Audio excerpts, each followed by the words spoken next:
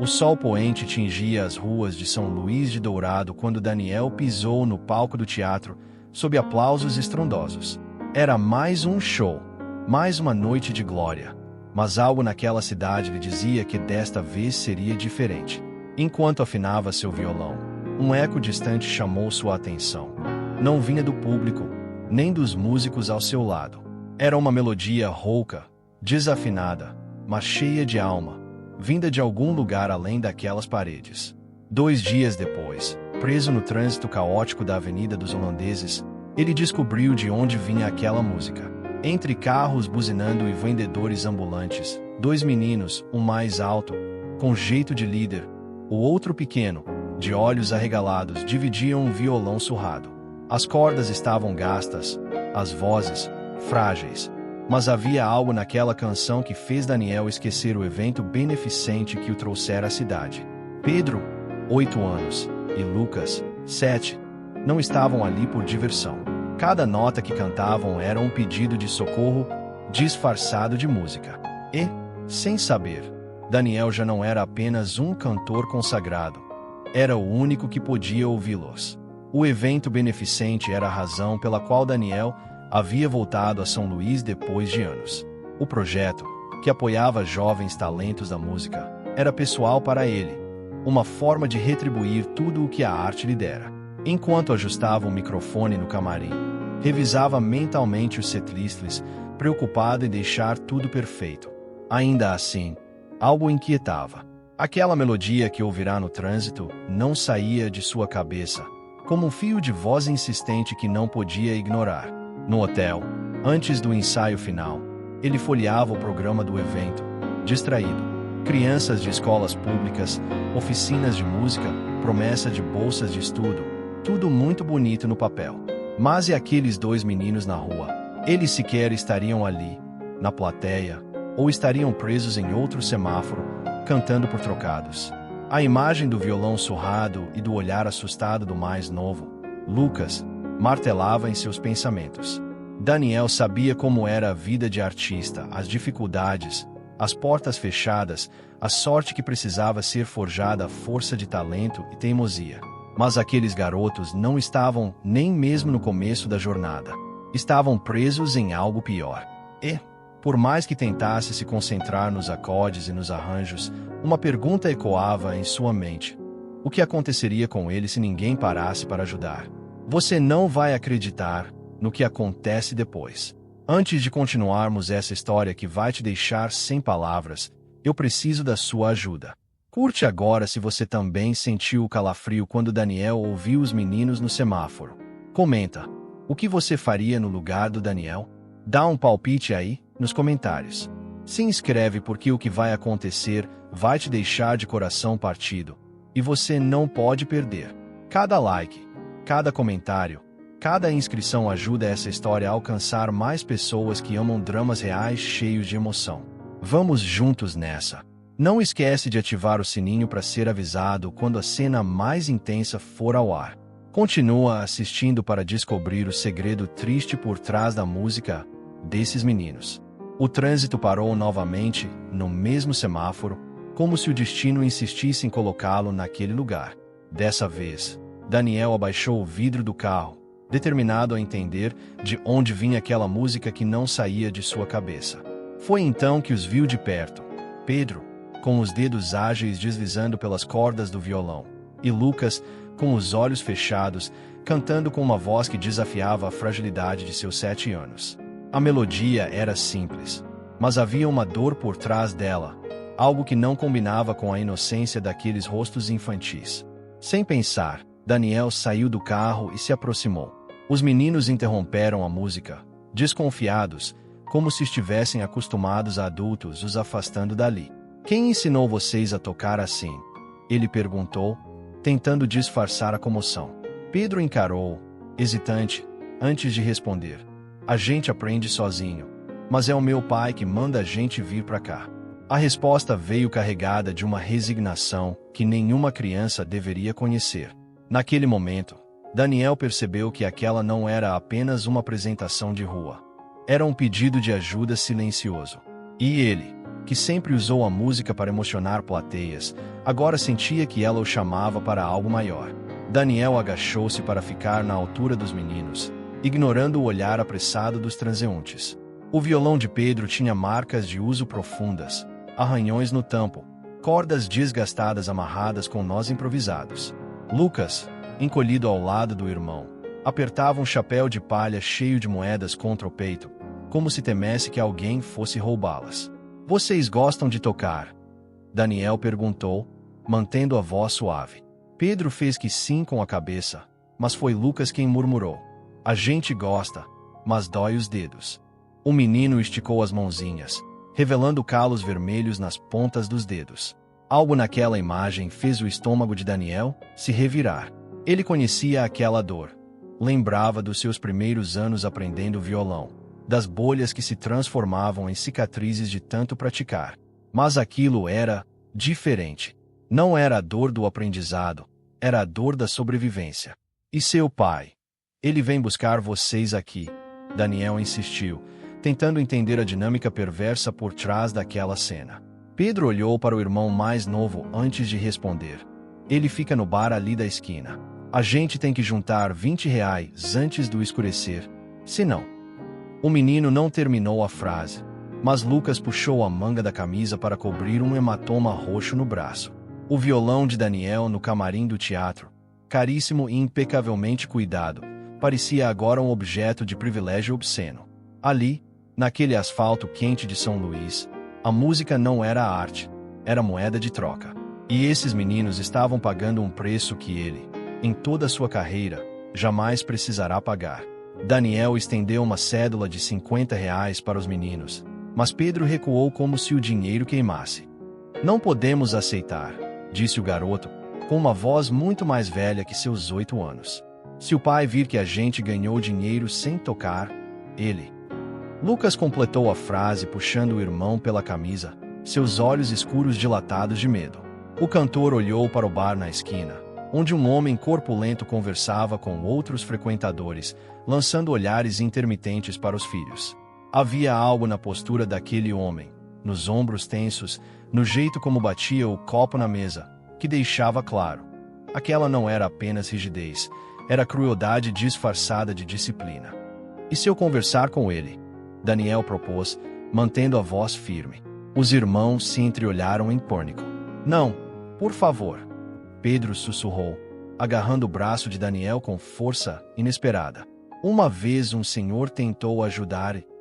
O menino não terminou, mas Lucas encostou inconscientemente a mão na nuca, onde uma cicatriz fina desaparecia sob os cabelos crespos. O silêncio deles era mais eloquente que qualquer palavra.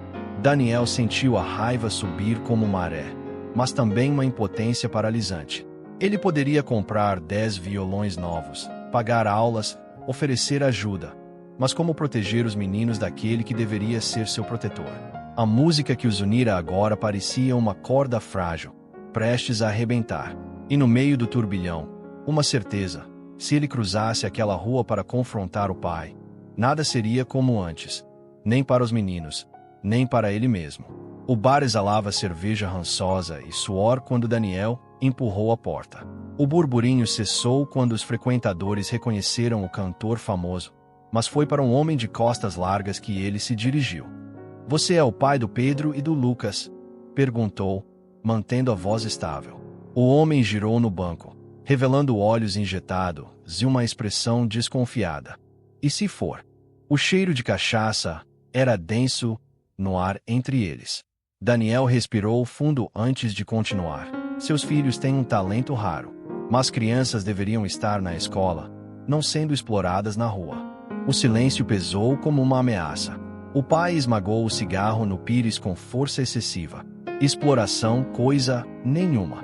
Tá dando lição de moral sem saber por que a gente vive." Cuspiu, levantando-se. A postura era de briga, mas Daniel não recuou. "Eu sei que a vida é dura", contra-atacou. "Mas e quando os dedos deles não aguentarem mais tocar? Quando a voz do Lucas sumir de tanto gritar no trânsito? O que você vai explorar então?" A pergunta ecoou como um soco. Alguns homens ao redor baixaram os olhos, constrangidos. O pai abriu a boca para gritar, mas hesitou, talvez vendo, pela primeira vez, o futuro que aguardava seus filhos. Foi então que Daniel jogou sua carta final. Deixe-me dar a eles o que você não pode, uma chance real. A mão do homem, antes cerrada, abriu-se lentamente sobre o balcão sujo. Naquele instante frágil, tudo poderia desmoronar ou renascer. O ar no bar ainda estava carregado de tensão quando o pai dos meninos finalmente baixou a cabeça, esfregando o rosto com as mãos ásperas. E como isso funcionaria? Ele resmungou, evitando o olhar de Daniel. A voz ainda carregava resistência, mas agora havia uma fissura naquela couraça de amargura. Daniel aproveitou a brecha.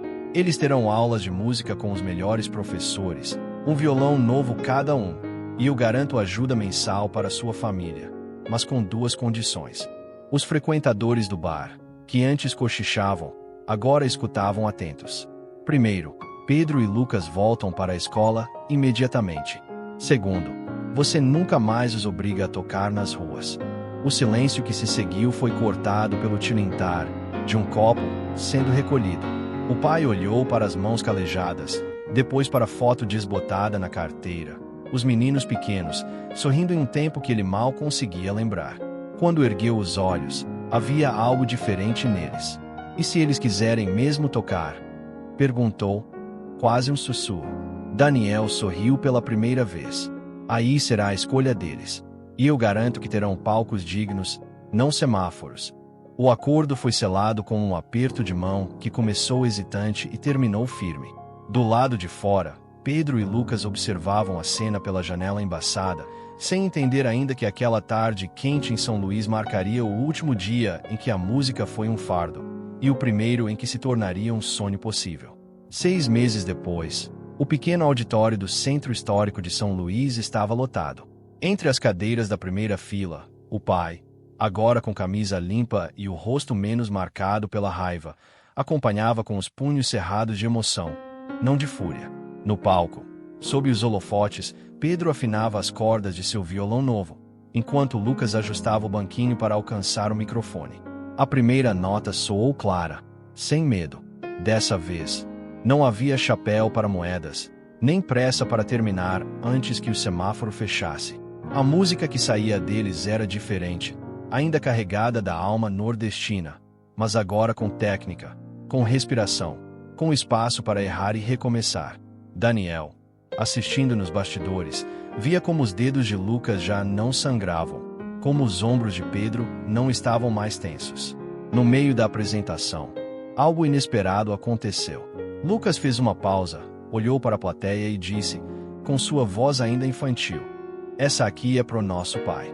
O homem, na plateia, engoliu seco quando reconheceu a música, uma antiga canção de trabalho que ele mesmo assobiava nos canteiros de obra, antes que a vida o endurecesse. Quando os aplausos explodiram, os meninos não se apressaram para sair. Sorriam, olhando em volta como quem descobre, pela primeira vez, que o mundo pode ser maior que um cruzamento de ruas. E Daniel, ao vê-los abraçarem o pai depois do show, entendeu que a verdadeira transformação não estava nos violões novos ou nas aulas. Estava naquele abraço que derretia anos de gelo. 1 ano depois, no mesmo palco onde tudo começara, Daniel olhava para os lados e sentia que o ciclo se completava. O evento beneficente agora tinha nome próprio. Projeto Dois Irmãos, em homenagem a Pedro e Lucas, que subiam ao palco, não como crianças exploradas, mas como jovens artistas convidados. O teatro estava repleto. Pais atentos, crianças de escolas públicas com olhos brilhantes.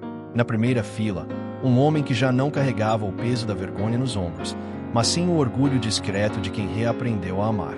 Quando os irmãos começaram a tocar a Asa Branca em um dueto de violões, Daniel fechou os olhos por um instante. A melodia era a mesma que ouvirá naquele semáforo, mas agora transbordava liberdade.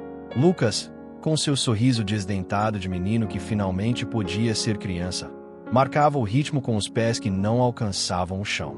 Pedro, mais sério, dedilhava com a segurança de quem sabia que a música não era mais uma sentença, mas um caminho. Ao final, quando Daniel se juntou a eles para o bis, algo inesperado aconteceu.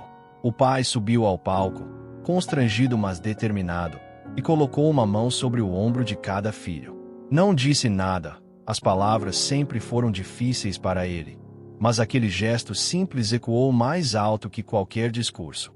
A plateia, que incluía de empresários a crianças de comunidades carentes, entendeu naquele momento o verdadeiro significado da transformação.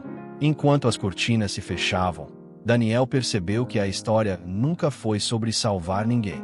Foi sobre permitir que cada um encontrasse sua própria voz. E ali, entre os acordes finais, os aplausos e os olhos úmidos, ele soube que a música, quando nasce do respeito e não da dor, é a mais pura forma de revolução. O projeto continuaria, os meninos seguiriam crescendo, mas essa noite, com seu silêncio eloquente e sua reconciliação, ficaria para sempre guardada na memória de São Luís como prova de que nenhum destino está escrito nas cordas de um violão.